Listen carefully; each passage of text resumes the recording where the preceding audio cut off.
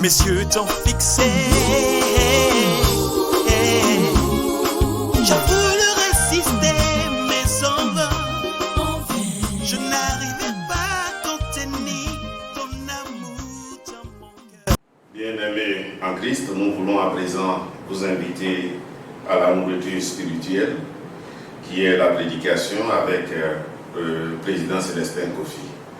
Je voudrais à toute fin utile vous rappeler que le président Célestin Kofi est le 3e président de l'église CMA de Côte d'Ivoire et actuellement il est le président de l'UMA Zone Afrique.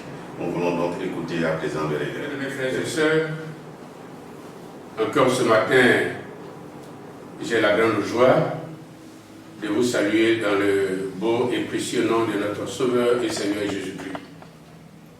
Ma prière ce matin est que l'Éternel Dieu puisse ouvrir nos yeux et aussi ouvrir nos cœurs pour que nous puissions non seulement contempler sa face à travers sa parole, mais aussi nos cœurs soient comme de bonnes terres qui reçoivent la bonne sémence. Que le Seigneur nous bénisse. Le dimanche passé, je vous ai parlé de l'importance et de la nécessité de pratiquer nos cultes, même en dehors de nos temples auxquels nous sommes si attachés. Et j'avais développé le dimanche passé que le culte qui est agréable à l'Éternel Dieu, selon ce que le Seigneur Jésus-Christ lui-même nous a dit dans Jean chapitre 4, en répondant à la femme samaritaine, que le culte que Dieu rédige, c'est celui qui est célébré en esprit et en vérité, quel que soit le lieu, l'endroit où nous nous trouvons. Et que si, depuis cette crise qui nous impose à ne plus aller dans nos églises, nos temples les dimanches, cela peut n'est pas, je veux dire, un problème, un obstacle, pour que, ou même encore un prétexte, pour que nous ne célébrions pas nos cultes. Et que nous pouvons bel et bien célébrer nos cultes là où nous sommes, particulièrement dans nos maisons.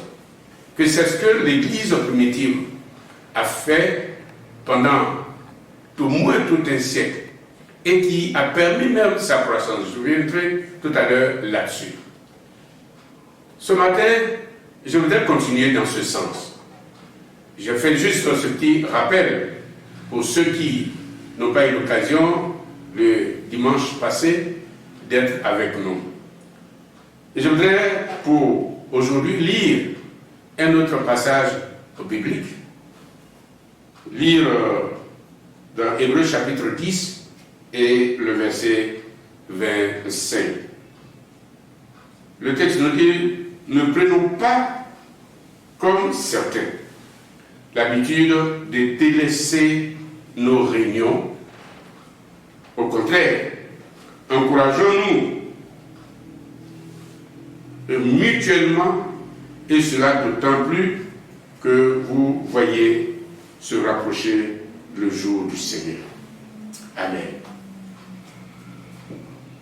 Je ne vous apprends rien, bien-aimés frères et sœurs, que la situation que nous vivons aujourd'hui, et cela est vrai d'autres frères, prophètes, j'allais dire, ne se gênent pas à dire que c'est encore un des signes qui nous annonce que le retour du Seigneur Jésus-Christ est proche. C'est vrai, le Seigneur l'a annoncé, que toutes ces calamités que nous vivons aujourd'hui, en l'occurrence, cette crise-là, est aussi l'un des signes annonciateurs du retour du Seigneur Jésus-Christ. Mais le thème, ce n'est pas de parler du retour du Seigneur Jésus-Christ. C'est surtout le fait que l'Épître aux Hébreux nous encourage de ne pas abandonner nos assemblées, c'est-à-dire nos réunions, et nous parlons ici, par exemple, du culte. Vous pourrez traduire pour dire que n'abandonnons pas nos cultes. Parce que dans nos cultes, nous nous encourageons mutuellement. Et c'est dans ce sens-là que ce matin, je vais continuer faire la suite de mon message parlant de la nécessité de garder nos cultes, de célébrer nos cultes dans nos maisons.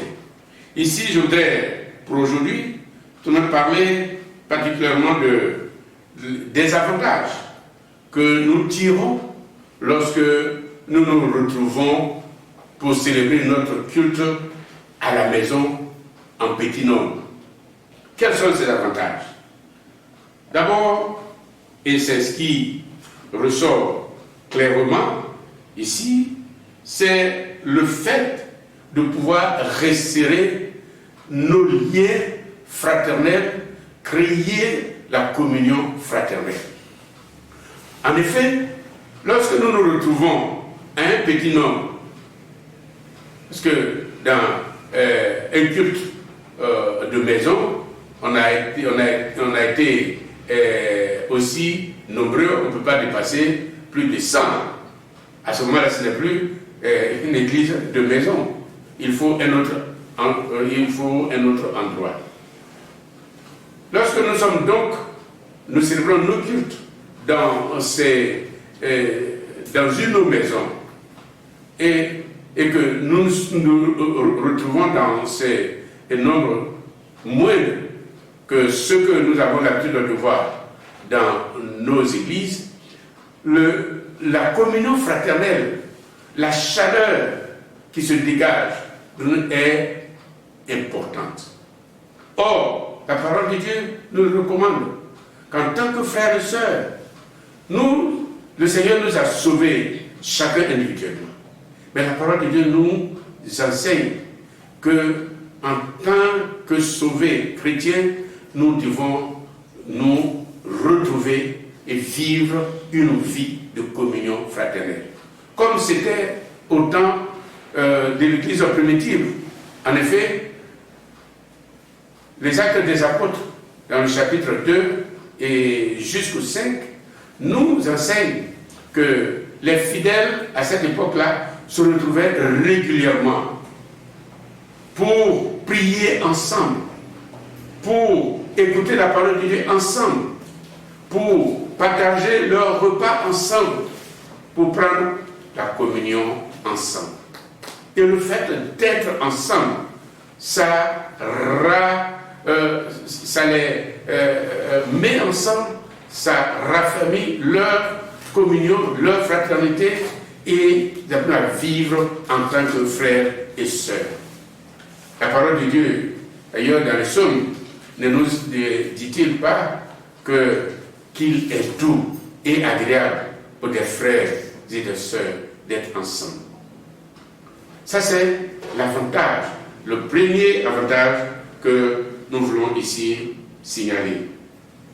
Le deuxième avantage, c'est le fait que quand nous nous trouvons ensemble, donc dans la communion fraternelle, à célébrer le culte, cela aussi est en même temps un moyen puissant de témoignage pour faire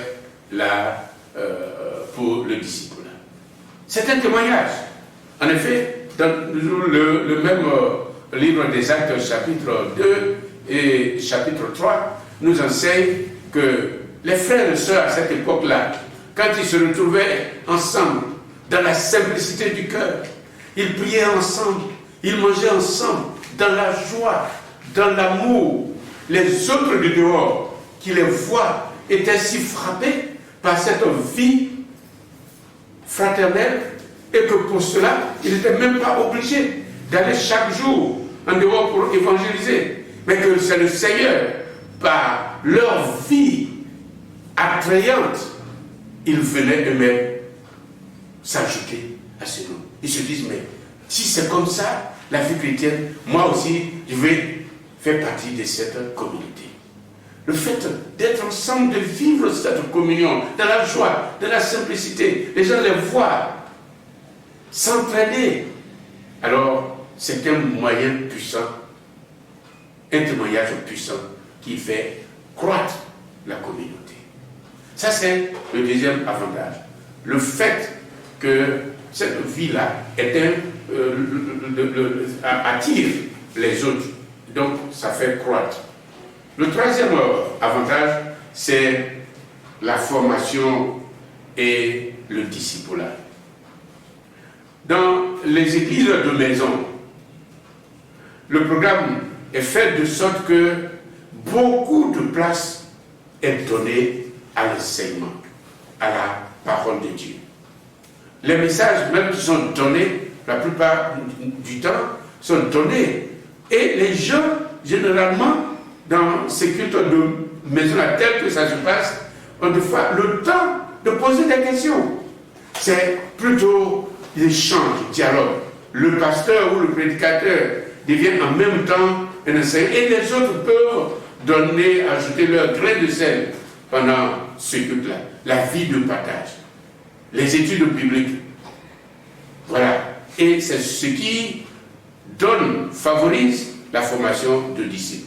N'oublions pas, bien aimés frères et sœurs, que le Seigneur Jésus-Christ nous a commandé d'aller faire des disciples et non des convertis.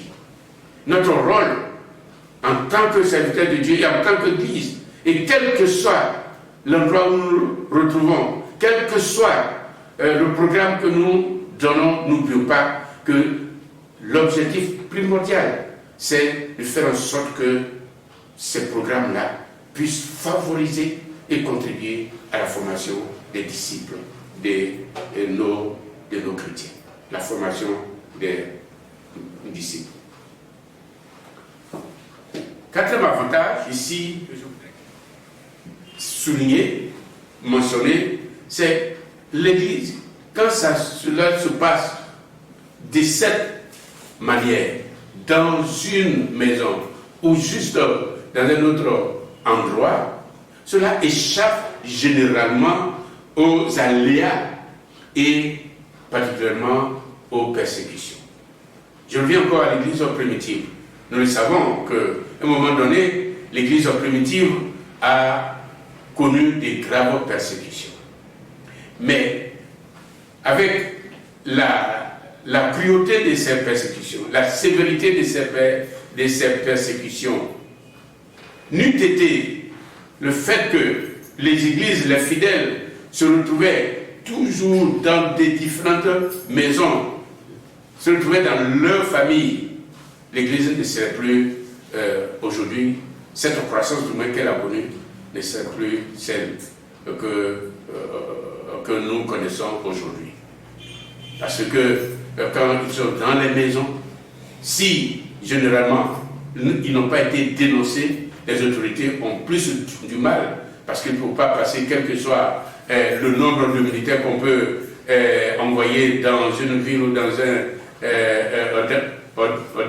un pays. On ne peut pas aller à chaque heure, à chaque moment, monter la garde devant chaque maison, chaque famille.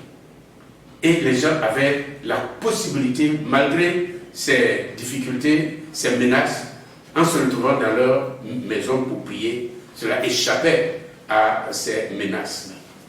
Aujourd'hui encore, nous savons que beaucoup de nos frères et sœurs, dans d'autres pays, dans d'autres endroits du monde, ne peuvent pas, comme nous le faisons aujourd'hui, ou comme nous le faisions avant cette crise, ne peuvent pas aller dans les églises pour prier. Mais ils ont leur culte régulièrement, comme le Seigneur nous le recommande ici, de ne pas abandonner nos assemblées. Ils se retrouvent dans leur maison, chez des frères, et ils le font de fois, de chaque maison, de maison en maison, ils se retrouvent pour célébrer la parole de Dieu. Et le dernier avantage que j'aimerais ici relever, c'est surtout le fait que cela facilite la gestion et permet une meilleure intendance des biens. Alors, dans une église de maison, on n'a pas besoin d'avoir forcément un directeur de finances. On peut faire les collectes et ces collectes-là peuvent être facilement acheminées aux endroits ou aux autorités hiérarchiques. Et la gestion peut se faire de manière simple. En termes de gestion aussi, on n'a pas besoin de grands moyens pour organiser une église dans la maison. Comme je le disais l'autre fois, si nous le voulons, les familles, les personnes qui le veulent, après un culte, peuvent même s'offrir entre eux, se cotiser pour prendre un repas agapé, ce qui permet aussi de renforcer la communion fraternelle. Je sais que dans beaucoup d'autres occasions, c'est ce qui a été fait. Mais c'est tout. Et pourtant, l'Église, cette Église et les cultes peuvent se dérouler normalement. Mon dernier point, ici, c'est parler justement de l'organisation, du moins du déroulement. Je voudrais juste dire un mot là-dessus. Dire que nous devons comprendre, parce que d'autres personnes, d'aucuns penseraient que, puisque l'Église, le culte n'a pas lieu dans un temps, donc ce n'est pas un bon culte. C'est un culte, un petit culte, entre guillemets, et comme on a souvent besoin de le dire. Mais que non. L'Église de maison, le culte qui a lieu, doit suivre le même programme que celui qui se déroule dans un temps. La seule différence, c'est le changement de lieu. Ça veut dire que dans la maison, le dimanche, quand nous retrouvons les mêmes éléments constitutifs ou liturgiques que nous suivons, c'est les mêmes éléments que nous devons suivre de nous à la maison. C'est-à-dire le temps d'adoration, le temps de prière, le temps des messages, et peut-être même c'est que encore l'Église, le programme de ce culte de maison peut encore s'offrir le luxe de le faire, c'est le temps des témoignages. Vous comprenez que le dimanche, dans un temps, quand on a 800, on ne peut pas permettre aux chrétiens de rendre, aux personnes fidèles, de rendre des témoignages. Or, les témoignages sont des moyens puissants de renforcer, d'édifier les uns et les autres. Alors que à 10, à 20, nous pouvons ne serait-ce qu'au moins laisser 15 minutes aux fidèles, à 4, 5, 6 personnes, si on veut, qui peuvent rendre des très bons témoignages. Et ces témoignages, croyez-moi, sont aussi des moyens puissants pour fortifier le peuple de Dieu. Bien-aimés frères et sœurs, pour terminer sur ce temps, je voudrais ce matin encore nous encourager à ne pas abandonner nos assemblées, à ne pas prendre pour prétexte dit que comme on a fermé nos temples, et donc il n'y a plus de culte, il n'y a plus d'assemblée. Non, là où nous sommes, dans nos maisons, et surtout dans nos maisons, transformons encore une fois, je le dis, nos maisons en lieu de temple, pour célébrer l'Éternel Dieu, pour faire notre culte, comme nous avons l'habitude de le faire. Et en le faisant, le Seigneur continuera de nous bénir. Que le Seigneur nous bénisse. Amen. Amen.